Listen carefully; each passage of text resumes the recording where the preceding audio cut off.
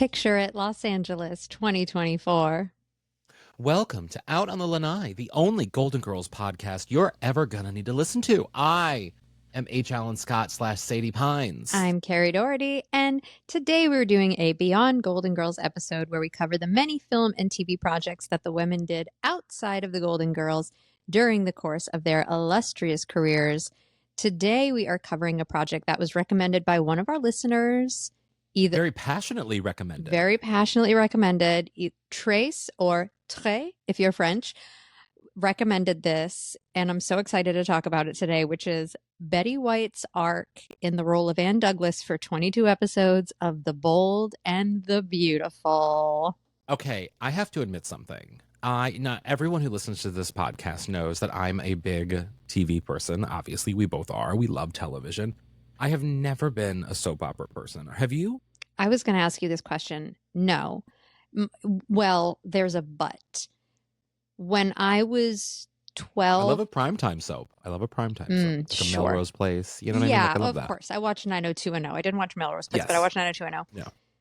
But for these daytime soaps, when I was about 12 or 13, and I think I've talked about this on the Rusty Anchor Happy Hour, I had a crush on an actor named Jonathan Jackson, who played Lucky Spencer, the son of Luke and Laura on General Hospital. My mom watched soaps my entire life. So when I was like home from school sick and she'd be like ironing the curtains, I'd fucking have to watch that shit.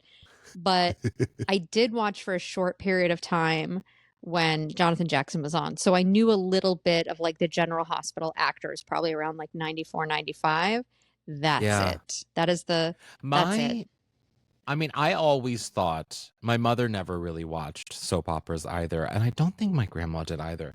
I had some friends who were like passionately obsessed with certain soaps that they had to like Passions. I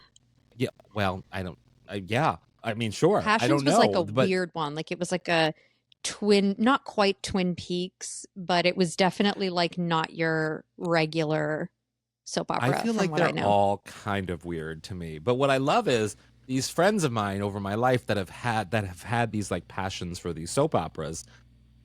I always thought it was tongue in cheek. I always thought it was meant to be funny. Like I watch a soap opera and I laugh because and even the things we watch today of Betty, I think they're funny. Like they're funny to me. I find the humor in them because they're so dramatic and they're so over the top. It's kind of like when I first got with Michael and he was showing me these his favorite sort of like telenovelas, and they're just so over the top. They're funny. Like they're just so funny. And so soap operas are kind of like that for me. And so when friends of mine who would tell me like, oh yeah, and this was back in the day when they would like literally would VHS tape. They're like, I had friends in college who would like VHS tape. Yeah. Like Days of Our Lives. Yeah, sure. And I would be like, oh yeah, so you can keep up with the Who Died Today. And they would be like, don't joke about that. Yeah, well, like they take it so seriously, and I find even how seriously they take it so funny. I love that you and I had such very different responses, I think, to watching The Bold and the Beautiful. I watched it, and there were moments that I laughed. There were a few moments where I was like, oh, that was very like campy. There's one moment at the end of a scene where they're playing, and I even downloaded, because I want to do this with you in the opener. I have a downloaded music that I want to do various looks set to the music. Great. And that anyone watching, we'll release this one on YouTube immediately too, just so people can watch this one. That's because we're mentioning this, but you should be watching on YouTube for this one because it's good. It's gonna be good. But the music, like there's this one moment in one of the clips that I forget the other actress's name, but Betty and this other actress, like the scene ends and they basically do quick cuts back and forth between Betty and this other woman, back and forth. Yes. Like, literally like 6 different back and forths to one track. I was like, wait, was this re-edited? But no, because it's so we were watching funny. The upload from like, it was like, had the time code and everything. So it was like the upload from the production company. My response to this was some of the behaviors of some of the characters hit a little close to home with some stuff I'm currently dealing with. And so I was watching and sort of like like clutching a pillow a little bit, being like, You were like into it. I was in it. I was in it a little bit, but of course, like, it's so heightened. And the thing I love about soap operas, one, no one talks like No. I don't want to say a normal person, but no one talks like a normal person. Their speech is so formal. That's just like the thing, is that everyone speaks very deliberately. Nobody ever says like, "Oh, I'm gonna go over there." It's, "I'm going to go across the room." It's very like, you know what I mean? And I do. It's so, which is why, like, I mean, because my real connection that I've had, like, a major interest in a soap opera, I suppose, is through the Housewives, the Real Housewives. And it was in Beverly Hills when Lisa Rinna and Eileen Davidson were on Housewives.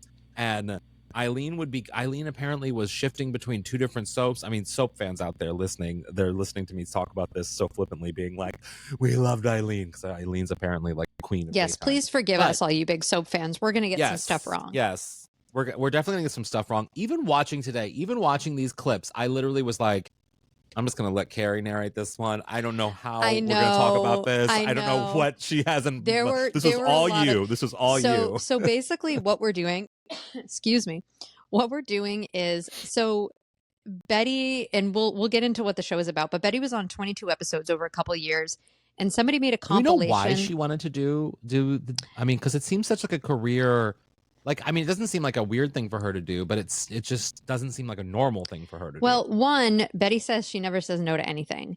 And two, I think what happened was this character was written for her. It was pitched to her. Why are balloons popping up? Riverside? I'm trying to have a serious moment. It's Apple. It's not Riverside. Apple? It's Apple. Okay. Well, Riverside Apple is what we record on, everyone, just for people listening. Okay, so I'm just gesturing with my hands and balloons are popping up. Do a thumbs up and you'll get it. Thumbs up and you'll have more. Oh, there you Jesus go. Christ. AI, get out of here. How do I turn it off? So, first of all, we know that Betty never said no. Second, I believe, because I saw an interview, I think it was with like E.T., she said that I think they'd written this character for her. You can't afford it. Can't afford it. And she really liked the character, and it really is against type. And this is what was she a fan of soaps? Do you know? Had said when this fan sent us this recommendation so passionately that I was very excited about. It is against type. I mean, her character is very much against. I mean, it's dramatic what she's doing. Mm-hmm. It's drama. It's dramatic work. But do you know if she was a fan of soaps? I don't know. Interesting. Yeah, I don't know, but I know. I have a feeling she probably was. I know that the actress that she has the most scenes with, the younger actress, wasn't she the mom on The Wonder Years? She was. Yes. Yeah. Yes. Her What's her name? Name is Allie. I have it in my notes that I'm not at yet. And she has a connection to Betty from back in the day. What is that? That she, I mean, it's in one of the clips you asked me to pull, but she was on that animal show that Betty did. She's in a picture with Betty from the animal show days from the 1950s. I think it was 50s. Yes. And she's in that picture. Allie I don't know if Mills she was actually on the show. Allie Mills. I don't know if she was on the show. I don't know if she was a regular on that sort of animal show that Betty had, but she was at least a kid pictured with an animal with Betty White in the 50s. Well, the clip that you're talking about is actually in today's Rusty Anchor Happy Hour. So if you're in the GGVIP Club, we are watching what it is. It's a fun behind the scenes video of Betty's last day shooting on the Bee and the Bee. And we also have a fun Bee and the Bee. The Bee and the Bee. We also have a fun scene from the soap opera that Betty is in that we're not covering in the main episode for a very specific reason. She sings. We're saving it. We're saving it. So again, check out the GGVIP Club at patreon.com/Golden Girls Podcast. It's free to create an account. Yes. You get most of the bonus content at the $5 and $8 a month tiers. But at the $8 tier, you get to join us as we watch a episode every single month with a watch along, and it's so much fun, and it will give you life as a Golden Girls fan. And also, we have fun Golden Girls guests coming up on that tier as well. Yes, we do. So before we take a break, I just want to kind of do a quick history on The Bold and the Beautiful, because once we dive in, we're going to dive deep. So this is a television show that has been on CBS since 1987, still airing. They've done over 9,000 episodes. I know. It is set in Los Angeles. It centers around the Forrester family. So that's Stephanie. Is it filmed in Los Angeles? Because a lot of soaps film in New York. Oh, I don't know. But I'm assuming because if Betty was on it, she lives out here. But I mean, it's a soundstage. So, but it centers around the Forrester family and their fashion house business, Forrester Creations. What is a fashion house business?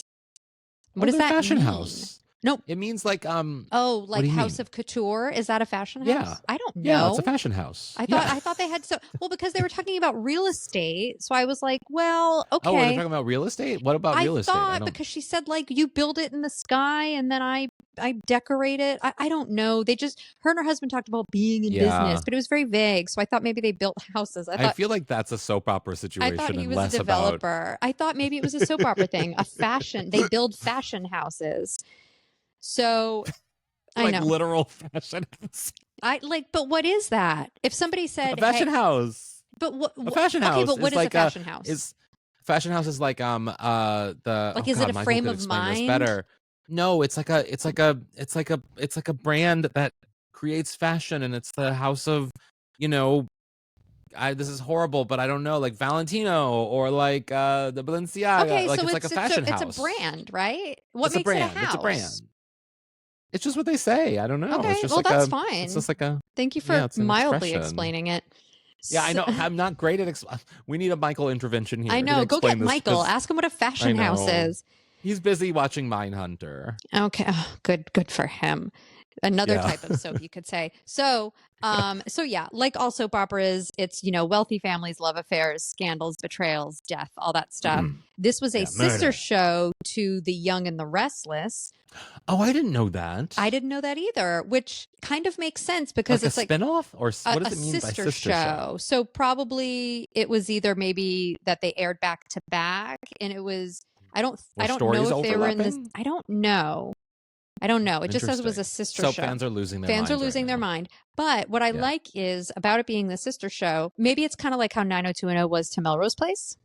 Do you remember that crossover episode? It was so good. No, I don't. It was so good. I don't. My God, I don't think I watched it that late into it. Oh my God, Tori Spelling and her best friend on the show, Ginny Garth, the actresses, and I think someone else, but I forget. They're like driving their Jeep to their friend who lives at this apartment, whatever, on Melrose Place. And I used to live by the apartment building that was set like the exterior of Melrose Place over in Los Feliz. Yeah.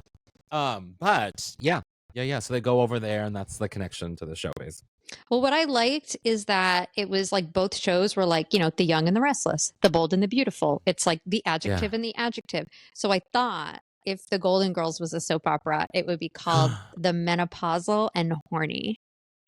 Oh my God. Okay. Well, now that we have the menopausal and horny, I feel like you and I need to act out with the music that I selected reaction shots similar to the one that we referenced earlier between Betty White and this actress that I don't know her name. Okay. So it's she's really good. We need to know her name. She's really good, and I'll edit this so that it's perfect for social. But like we need to it's multiple facial expressions set to this music. Are you ready? I'm ready.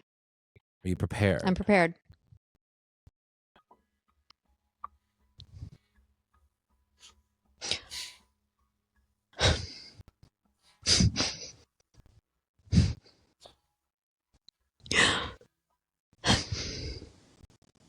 That was good. That was really good. I gave it my best. Really good. You know how on the like Brady Bunch movies, how Marsha would always go, Jan. Yeah. Sure, Jan. Yeah. I gave a sure Jan face. I wasn't looking at you. Good. I was looking right into the camera. I have a feeling that music is going to be played again on this episode. I don't know how, I don't know where, but I think it's going to. Great. But we should take a break and then come back with more, unless you have more to say about the show. No, I think the last thing I just had is that from what I hear, they shoot these shows at lightning speed. Like I think they shoot one episode a day. And for comparison, a lot of shows they take like 5 days, like half-hour shows. Yeah. So they were shooting, I mean, these people, they're getting scripts. This is wild. It's like boot camp for acting. It really is. Production-wise, it is wild. Like, we like to make fun of actors on soap operas, but literally, they're acting 5 days a week, getting scripts an hour beforehand, basically. Like, they are like boot camp actor 101. Like, Meryl Streep would kill on the soap opera. Oh my gosh, yeah. But now we can take a break. Can you imagine? Okay, let's take a break.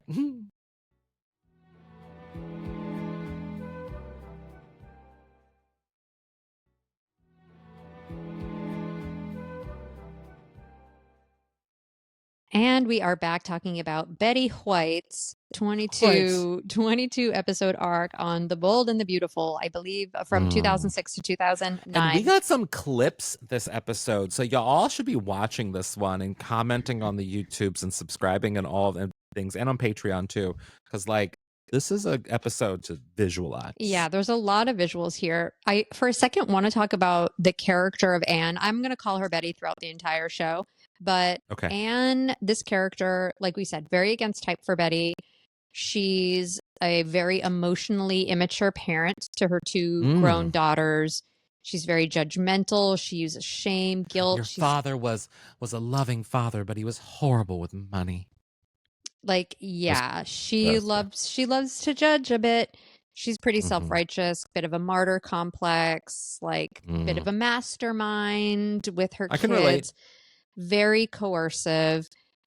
And okay, I do have to say something really quick. I know this is going to be very, very polarizing, but I don't think soap opera acting was Betty White's strong suit, especially compared to the other actors. Stay with me. Stay with me. If you think about it, and if you watch these, and I watched a lot of Betty on The Bold and the Beautiful today. What?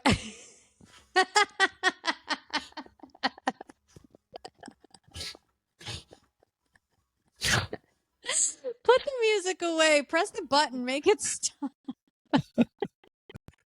You called for it. You said something bad about Betty White, so I had to do a dramatic reaction. Well, but here's the thing. I think Betty is a comedic genius. I think she's great. Yes. I think she's amazing. She's not a theater actor, and soaps are theater. And I think there is a nuance with soap opera acting that even though there were definitely moments where I was like, oh, Betty's doing some really good acting here, there were a lot of moments where she just wasn't as strong as the other actors. And I'm going to say it as someone who desperately loves Betty White. Okay, let me put what you just said into a different frame of mind, if you will. So I hear you. I hear your dialogue. That said, I think, sure, was there a I get the rose moment? No, definitely not. However, she's around actors who do this, like we said, 5 days a week, however many days a year. I don't know if these shows go on break, but like, you know what I mean? Like they do this a lot. Betty White was in her 90s at this point, or late 80s at the very least. Oh my gosh, what years was it? Wow, 2006. Yeah, so she was in her 80s then. Oh my gosh, that's so crazy that she's still working. Yeah, and so think about that. A woman in her 80s joining a show temporarily that's 5 days a week and her doing this. Like, sure, she's not going to be like the same as them, but I do think that she delivered in a way that you could see her. It's sort of like, you know, I'm interviewing this actor soon, and I was thinking about this about him, Oliver Platt. I'm comparing Betty White to Oliver Platt, who they both were in Lake Placid. Lake Placid together. So there's a comparison there. But Oliver Platt has always this sort of humorous take on things. You know what I mean? There's a humor to him and his delivery and how he is and how he just exists. But then you see him on The Bear currently, which he's incredible on, or in a movie like Pieces of April or Huff or The Big C, which I implore everyone to go watch. It's a Showtime series with Laura Linney, and it was so good and so beautiful and so funny. But he's able to deliver these like really heartfelt, empathetic, beautifully nuanced human sort of emotions that like lead with humor but then end with like tragedy sometimes or like emotion. And Betty White can do that too. Betty White has that ability. I feel like she uses her humor in order to get to the rawness of a scene. And not every actor needs to do that, especially on soap operas. They don't need to rely on humor to do that, but Betty does, and I think that's Betty's gift. Yeah, no, that's fair. That's a totally fair assessment. Wow, I feel like we just gave a dissertation on Betty White. I know, and like I said, I love Betty. I think she's fantastic. I think you're right. They shoot these really fast. Say something like that again, and you know what you're getting. Honestly, I think sometimes that's what you're getting if you say it again. All right, I won't say it again. So, how we are introduced to Betty in the series. So, Betty is the mother of Stephanie Forrester, who's a main character on the show, presumably the matriarch of the fashion house building, not Forrester family. Can you look up her name while I talk about it? Who played Stephanie Forrester, the actor's name, because she is so good. So Yes. Stephanie lives in LA with her husband Eric. They're rich, they're business partners. Again, I wrote like developers, fashion. And Stephanie has been estranged from her mother, Betty, who lives with her sister, Pamela, in Chicago. And Pamela is, Kevin Arnold's mom. So in this first episode, Stephanie has decided to reconnect with her mother. She has not spoken to Betty for 30 years. And we learn that Stephanie and Kevin Arnold's mother's late father, he was emotionally, physically abusive to the girls, like bad dude. Betty was aware of it and did nothing. She was probably a victim in her own right. So like this is all of the backstory. And now Stephanie and Eric are about to show up at Betty's door in Chicago.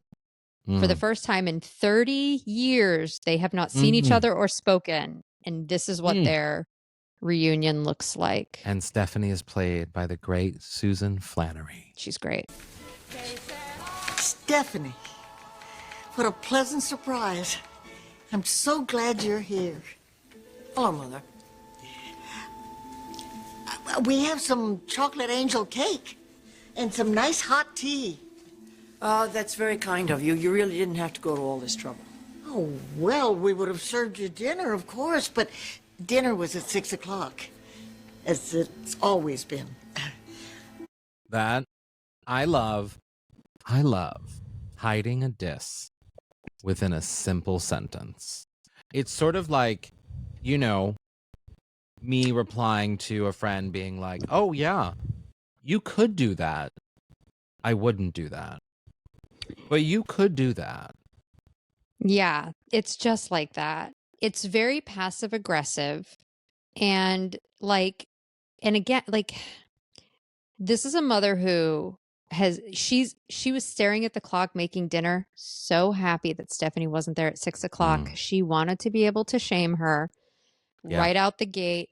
And when she says, we have some chocolate angel cake, it sounded so much like Rose that I thought she was going to say, and rum raisin ice cream. I was so excited. Chocolate angel cake sounds so good. I don't think, is that like chocolate angel food cake? I think so. I think it's a very moist chocolate cake. I don't know, but the image in my head of the cake looks delicious. I'm thinking of angel food cake, which is very light and airy, but it's chocolate and still airy somehow because maybe they just use it. Can you have chocolate angel food cake? I don't know. I don't even know what's in it. Yeah. So later, there's another moment where, but anyway, so this is just setting the stage. That scene is setting the stage for essentially their entire relationship on for wherever the 3 years on the show. Later, Betty is like, and Stephanie gives it right back to her. Hers is less passive aggressive. Hers is more just straight aggressive. Yeah. Betty goes, I wish I would have received a holiday card from my grandkids. And Stephanie goes, I told them you were dead. And I think this is actually the reason why they're visiting, because she told her husband, Eric, that her mother was dead and maybe he discovered she was alive or whatever. And then comes the moment where I think part of why Stephanie is there to visit is because she's like, I'm finally, if I'm going to see my mother, I'm going to confront her about my dad. Yeah. So let's play that moment. Okay. If you were suffering, so why wouldn't you have come to me? I did! And you said, shame on you, Stephanie, shame on you. So I believed that I was bad. I believed I deserved it. Well, then it's just as I said. No, I didn't. No child deserves that, Mother. Your memory is playing tricks on you, not mine. And now you want to do it to me. To rob me of my memories. Of the only man I ever loved. Still love. And make me think of our happy home as a place of poison and misery. But I won't allow it. Do you hear me? I won't allow it. I love the way Susan Flannery, I have to back up from the mic for this. I love the way Susan Flannery doesn't just say no. No. She goes, no. I wanted it. and there's like that long pause. I mean, the no is like guttural, Mhm. and then there's like that long pause in between the no and the next line. Yeah. And I'm gonna start doing that with you from now on. Please don't do it like that. Yeah. Wait, just ask me something. Ask me something. All right. Hey, HAlanScott / Sadie Pines, do you want to meet up at the mall next weekend? No, I'm busy. That's really good, though. You'd be a great Thank soap you. actor based just on that. Thank you. I got the music too already. You on the do. board. You have it on the board. Again, the gaslighting, the blaming, the shaming, the being defensive, the rewriting history. Like, this is a Sound familiar? frustrating mother. Yeah. So, yeah, the meetup obviously didn't go well. It's not a Hallmark movie. Yep. Definitely not. More like ID Channel. Yep. And but Stephanie's husband Eric, so in a later episode, he takes it upon himself to invite Betty and Kevin Arnold's mom to their house in LA for Christmas without telling his wife. Which, I mean, after the no, you know that's gonna be bad. Yeah, like, bro, that's not a Bro. partnership. So Bruh. Betty and Kevin Arnold's mom take a private jet, and I really hope you're watching this right now on Patreon because you have to see this jet. Just play the jet scene. Okay, it's so good. There's a car waiting on the tarmac to take you to the Forrester house. Is there anything else I can do for you? No, thank you. Yes, you can wait here to take us back to Chicago.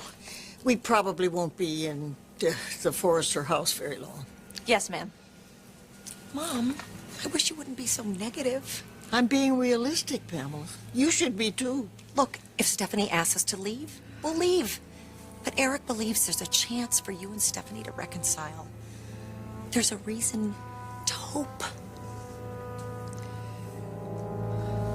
Not based on that music, there isn't. Okay, the size of that PJ, like, Yeah. it is. They didn't need to build a set that big. That is more space. Like, I was like, wait, is that the jet? It is more spacious than the downstairs of my whole condo. Oh, totally. And I was thinking back to the Golden Girls episode. Not the first one. Maybe it's the first one where she's Blanche is in it with gonna marry that guy. Yeah, the first episode with the kids. No, he has kids. I confused Blanche's marriage episodes from the first season. Oh yeah, but it's the guy. they fly. The guy on the jet. Yeah, and they're flying. And she has like the whole thing with the chair where with the it goes seat. back and forth and everything. Yeah, that's a realistic plane. That's a realistic space. This is what they are on is like not even Sir Richard Branson's own private Virgin jet is that spacious on the inside. It is cavernous, this jet. Kate Winslet is his like son or daughter-in-law. Did you know that? I didn't know that. Love Kate Winslet. The more you know. Me too. Also, can you just like ask a private jet to like hang out on the tarmac until whenever? Yes, you can. You can? Yes, you can. I know that I know that from experience, but not by me asking, by someone else. Wait, have you been on a private jet before? Yes. Can you tell me more, or do you have to save it for the Rusty Anchor happy hour? I can. No, I can't say. I can say it on the Rusty Anchor happy hour though. Okay, well. But I can't say the name. But yes, I have been. I've been on a few. Not like a lot, but like I've been on more than one. What? How do I not know this about you? Two were nice. One was not nice. in terms of the experience or the company? Yeah. One was like an emergency plane situation while I was working in politics with a politician that I will not mention. And then the other two were famous people. Wow. Okay. We'll talk about it on the Rusty Anchor happy hour. I'll just say it's a famous comedian. That's all I'm going to say. Okay. Oh, I'm trying to guess right now. Well, that answers my question. Have you ever been on a private jet? So when Betty and KAM arrive at Stephanie and Eric's house, they are not welcomed warmly, even though it is the Christmas season. Oh, let's play that moment. Ho-ho-ho-and. No ho-ho-ho-and. Mother, Merry Christmas, Stephanie. what are you doing here? It's Christmas, Steph. time for family. Yes, it is. And I'm spending it with mine. You're not welcomed here. You weren't invited. Pam, take her and leave right now.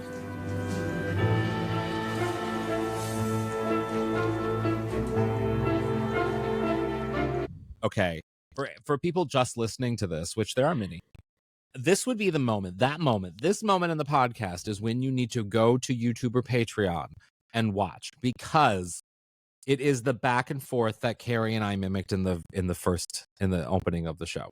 That it is so funny to me. It is so funny. It is so funny to me. The amount of looks and like furtive glances at the end of the scene with them, like it felt like a parody. It felt like an SNL sketch. Yes, it did. And that's something that soap operas often do for me. They feel like SNL sketches. It's sort of like the what's the Angelinos or whatever, like the LA sketch that they have, like, you know, take the 101, like that. That's what it feels like to me. Yeah, it was. I went back, like I said, I thought somebody like re-edited it because I was like, there's no way that this is real. No. It was totally real. That is a CBS edit. CBS. So even though I know this is fiction, they're all playing characters, it was really hard for me to see someone reject Betty White on Christmas. I mean, yeah. Like exactly. I was like, okay, I love... know it's not really Betty White, but I just feel so bad. But also, yay for healthy boundaries. I do. Well, sure. I do love, and Christmas is just another day, but I'm Jewish. But there is, I do love that, like, the daughter's all like, don't forget that it's Christmas. Don't forget. That's like me, like, you know, being busy, and I want someone to be like, don't forget it's Friday. It's Friday. Tomorrow's Saturday. Enjoy the day. It's the weekend. Gotta get down on Friday. I'm down. I'm busy. Me all the time. I gotta work. I gotta edit. I gotta do things. Oh, you're like, that is Kathy, actually me. Sweat beads. I mean, I am. Oh, I am Kathy. Oh my God, I'm so Kathy. That would be a fun but with Sadie better lighting thing. With better that would be fun. That would be so with fun. The sweat that would beads. be so fun. We need to take a break. Okay, let's take do a it. break. And then we'll be right back with more from the bold and the beautiful.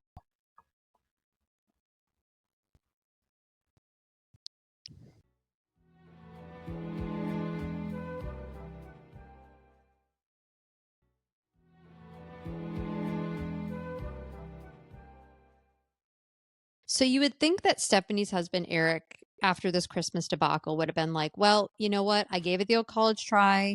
I clearly made a decision that my wife didn't want. She's my partner. I need to respect that. I don't think I've ever heard that. The old college try. You haven't heard that phrase? You gave it the old college try? What does that mean, even? I don't know. Like educated try? I guess. Like, you gave it the old college try. Like, you did the thing. You gave it a shot. You've never heard that? It's very isolating to people who only went to college. What do you mean?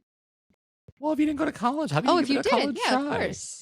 I don't know. Yeah, you're right. Maybe it's. I feel like popular it's not phrases an need to be inclusive more phrase. universal. Yeah, all right. You know, you gave it the old 1, 2, 3.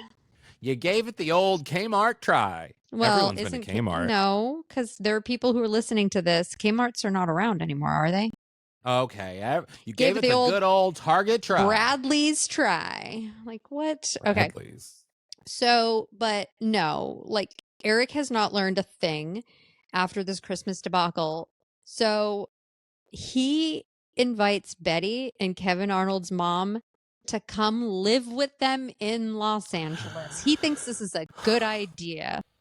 Steffi needs to divorce this stupid man. Yeah. So, you know what I love about soap operas, though? I'm going to say this right now. I meant to say this earlier, but I feel like, you know, as we see these clips, we're seeing more and more of it.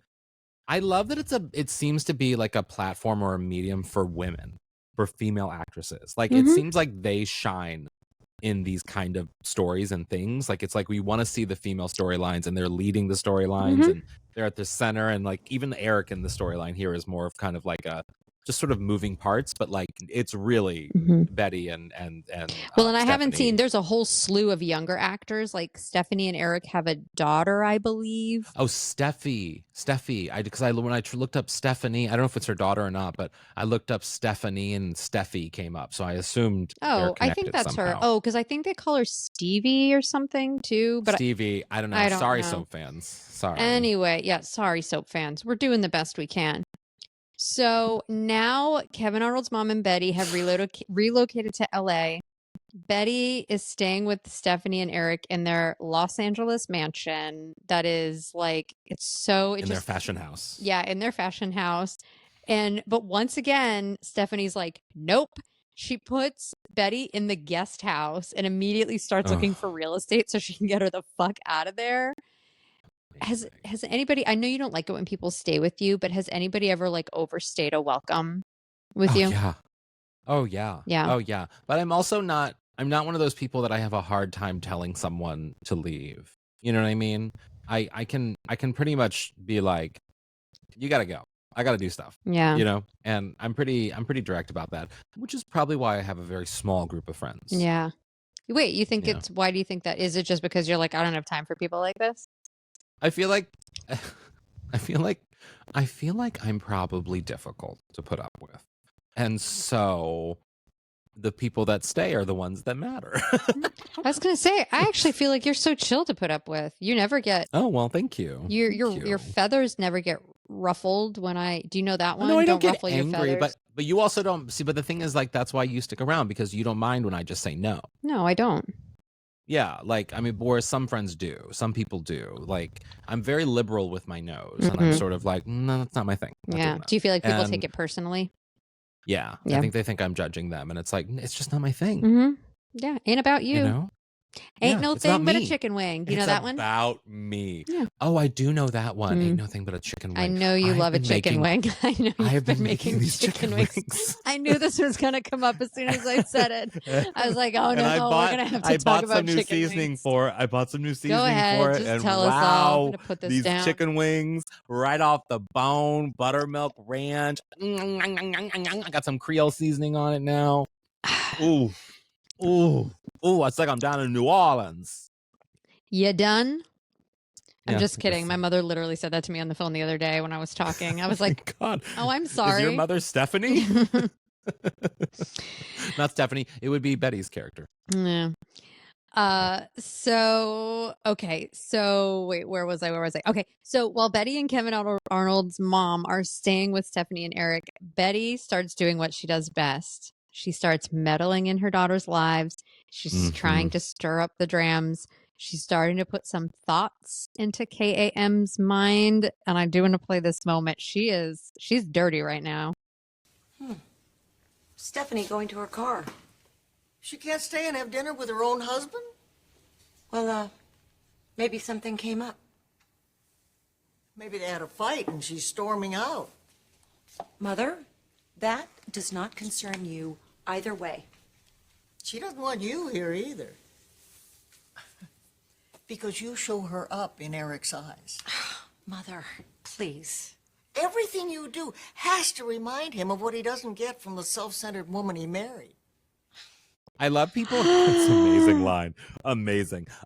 It kind of reminds me of Rose leaving the kitchen going, hypersexual bitch. Yeah. And it's like, it's very that. But also, I do love someone who, and my mom does this too. My mom is so good at this, where you can take the simplest explanation, the simplest thing, and she will go from like here to here in like a matter of seconds, being like, oh, I think it's fine. I don't think it's fine. And then my mom's like, probably had a car crash. Probably stuck somewhere. Probably stuck there for good. And it's like, Mom!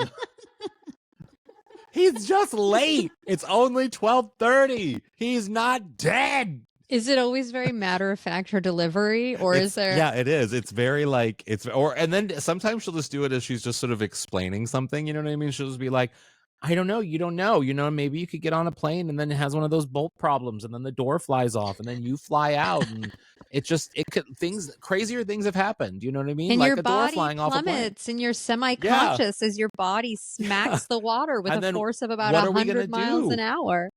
We can't put that back together for a casket. We can't even cremate that. So like, what do we do? That's so funny. I love your mom so much. That is so funny.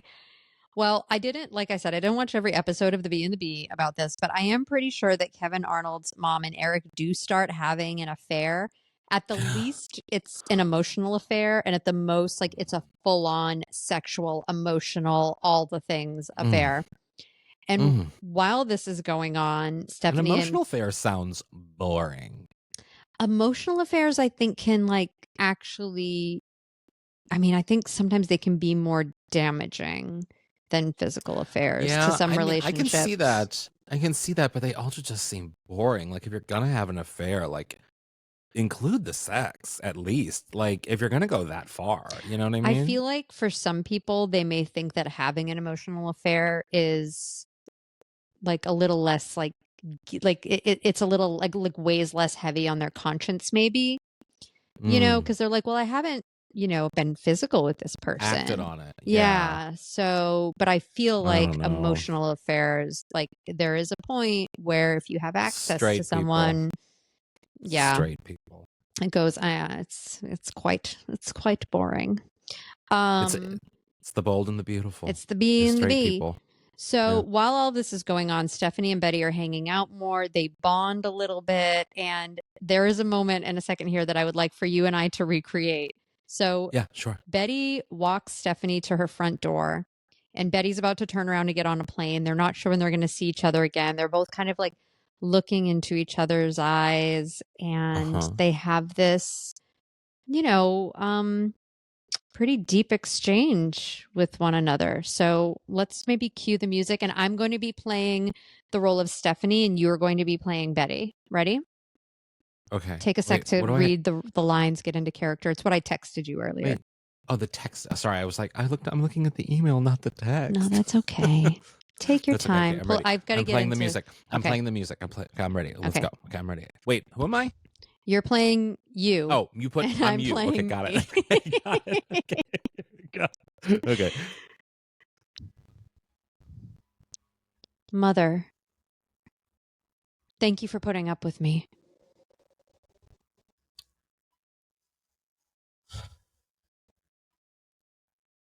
I have to go. And then she just goes. Yeah, you need to watch this one on YouTube. I'm telling you, you need to. It's good. It's good. So, yeah. So, but honestly, I don't want either one of them to say what they don't mean. I don't want either one of them to say what they, but I feel like that is the closest thing we're going to get to I love you, and that's totally fine. And then I guess at some point, Stephanie gets shot and Eric, yeah, this is a soap opera. Stephanie gets shot. Eric moves out of the house. Kevin Arnold's mom is living at the house with their Doberman. And there is big house though. There is a big house. There's a phone call between Kevin Arnold's mom and Betty, who I believe is now back in Chicago. So I do want to play that moment because it's getting real. When I told you you'd make Eric a better wife than Stephanie does, you didn't actually believe me. Mother, would you just stop this nonsense or I'm going to hang up the phone right now? You didn't shoot your sister, did you, Pammy? You didn't shoot your sister, did you, Pammy? Did you, Pammy? I wish you would have shot Lester. There's a great, you know who she reminds me of? A little bit, is Jean Smart in one of those seasons of Fargo. I forget which one, but she plays sort of like the matriarch of this family, and she's like sweet, and it seems like she's loving and everything, but then you find out she's like a mob boss, and it's so like I don't think I saw that season. Jean Smart, worth watching. Love Jean Smart. I feel like, you know, Betty is... She is the mastermind behind all of this. I feel like there was a scene where she pushed her a little bit to be like, well, maybe if your sister wasn't around, you know what I mean? So good. Yeah. So good. So even I wonder what Betty's character would have to say to me to kill my sister. I do, but a stepsister. I don't really know her. But like, I wonder what Betty was like. Probably be like, are you gonna have another donut? Are you? That's when murder would happen. Wow. That's when murder doesn't take happen. much, does it? Donuts are serious things, Kerri.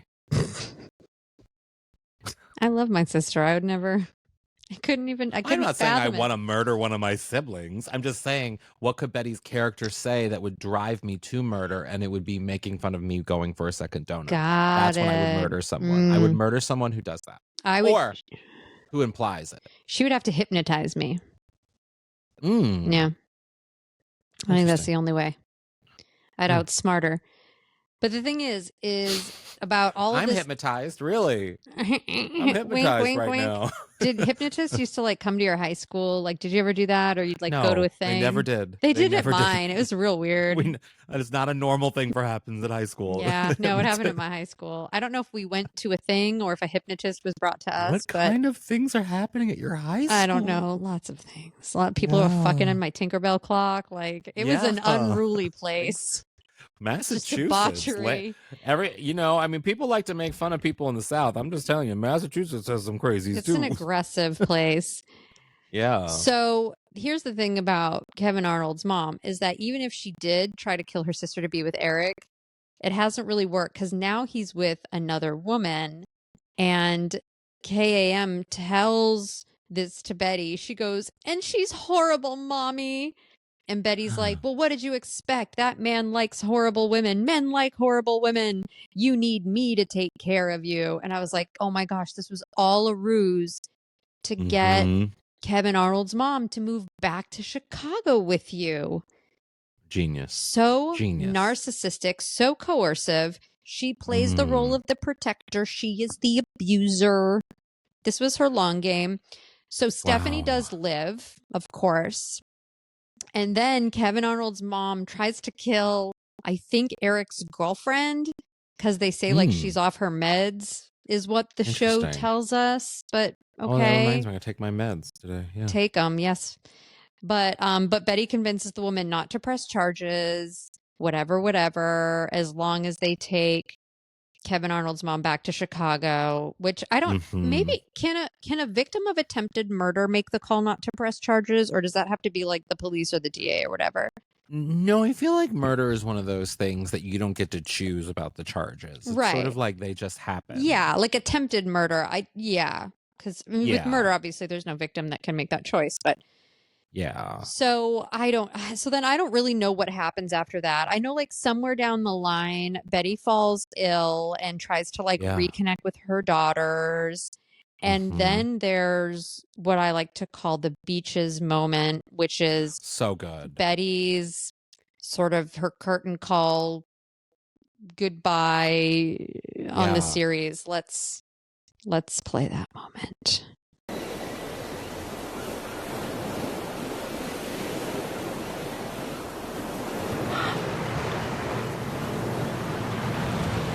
Good girls.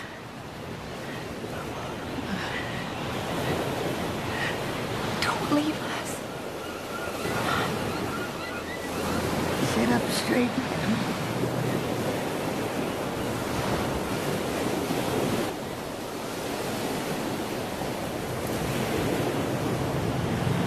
It's okay.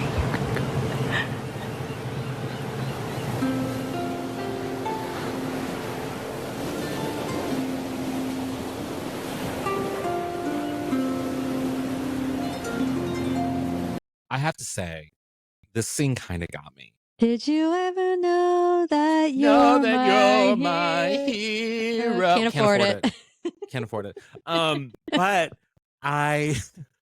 this scene did kind of get me because with like, this is so cheesy. Maybe this is how soap operas get you. But when Stephanie was being like, whatever, it's okay. You can go. It's okay.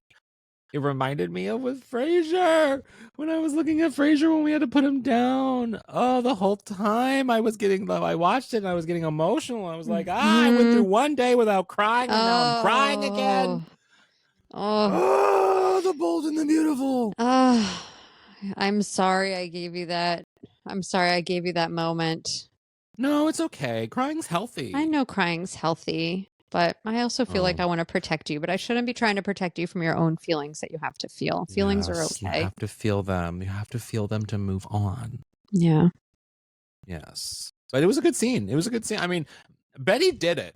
Betty did this. Now, because I know like characters can come back after dying on soap operas. Did she ever come back? I believe, like I said, that I found a real like a 35-minute YouTube, like a compilation of her arc, and this was the final scene in it. So I think that this was it for her. Well, let us know. Who was the listener? Trey? Trace or Trey? Trace. God, watch. Poor Trey is from like New Jersey, and just like, yeah, I'm Trey. Yeah. I'm just Trey. Yeah. Like, yeah, and we're all like, Trey from France, but lives in Spain. Trey. Well, Trey, let us know if Betty had any other, whatever on the show. Let us know if there's any other plot twists or anything. And yeah, I want to we'll know. share it on the know. socials. Now I'm hooked. Trey. I know, honestly, I did watch a few full episodes, and then I watched this compilation, and I was like, oh, I am invested in this family's drama now. I watch the compilations. I'm not invested, but I watch the compilations, and I can appreciate the daytimes. I will say though, when I'm like, because I am a daytime person, I'm a daytime TV person. I start every morning with my Gale, and then I switch over to my View, and then I usually go either to the news or do I do something else, like a Bravo situation. But I don't go to, and then I go to the other talk shows too, like the Kelly Clarkson, Jennifer Hudson, etc. But I don't. I wish I had all that time. Well, I'm not really watching. They're just sort of on. You know what I mean? Like the Drew Barrymore show is just on. Like I'm not like being like, and now I'm watching and stopping everything. Like it's a lot of things. I know. It's just when we have things that are like on in the background, it's like Daniel Tiger's Neighborhood or Bear in the Big Blue House. Oh, like kid stuff. No, those are adult shows. No, they're kid shows. I mean, you never know these days. I know. You never know. Bear in the Big Blue House. Yeah, it could be a gay show. I don't know. But we live in LA. Weirder things have happened. But that said, I don't really, when the daytime, like when the soap operas start, I usually switch to something else. It's just a thing. But maybe I'll get into it. Listeners, if you're a big soap opera fan and you have recommendations for us to like get into a soap opera, let me know. DM me or comment on this post, because I'll give it a whirl. I love TV. Yeah, totally agree. Yeah. Should we? Well, that was Betty on Bold and the Beautiful. That was Betty on the B and the B. Should we take a break and then come back with our golden takeaways? We most certainly should. That was my soap opera response.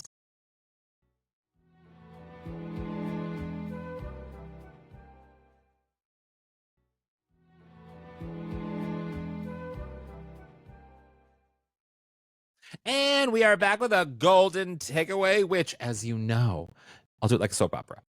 Play the music. Is a nugget of truth that you can apply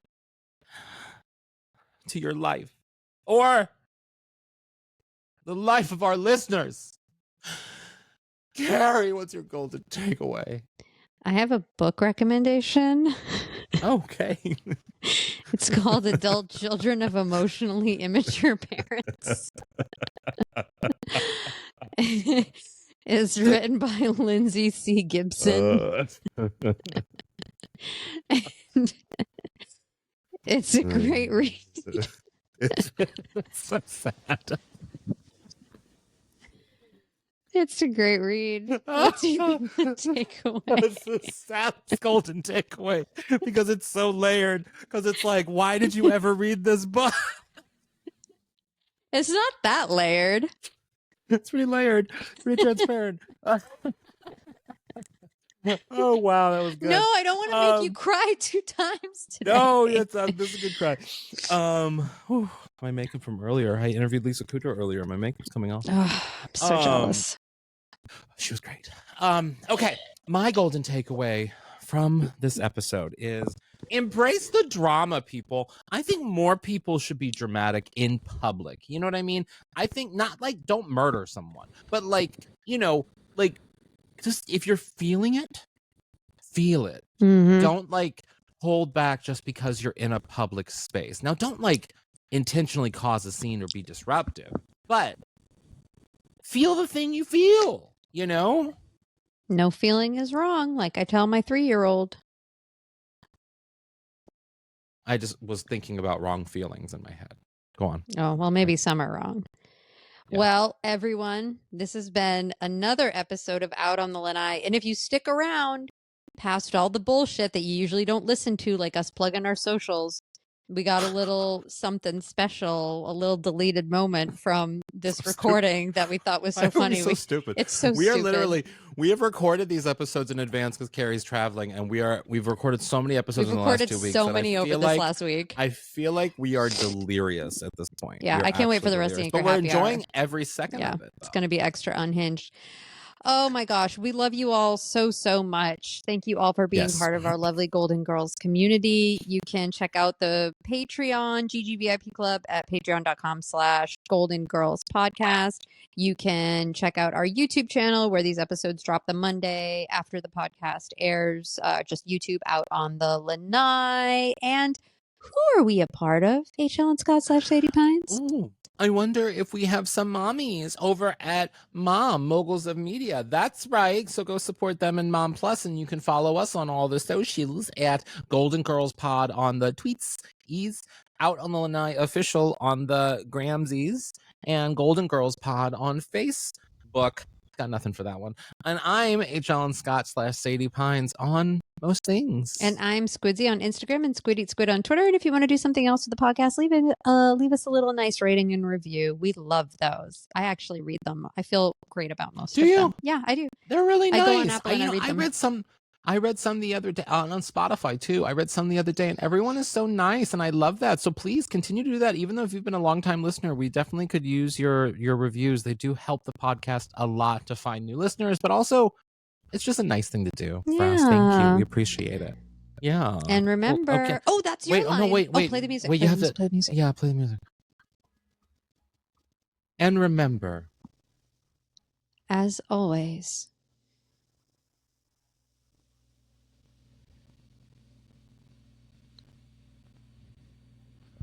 stay golden. Stay golden.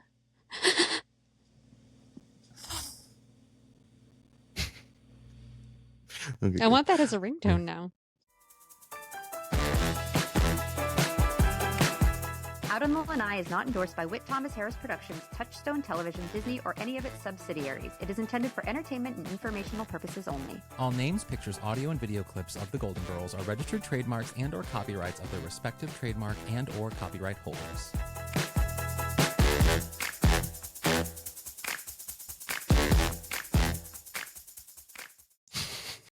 No. No. You're so good at that. It reminds me of Charlotte's No in Sex and the City. Yes. No. Like no, I know exactly what you're talking about. No. I posted that GIF because that's what Zelda would do when she and I were playing and Matt would come into the room. She would like clutch me and go, really? no, Dada, no. Because she wanted me all to herself. Oh, that's so cute. Oh, it's too good. Okay, let's come back. We should just leave all this in. This is so funny. I mean, we'll do a blooper at the end.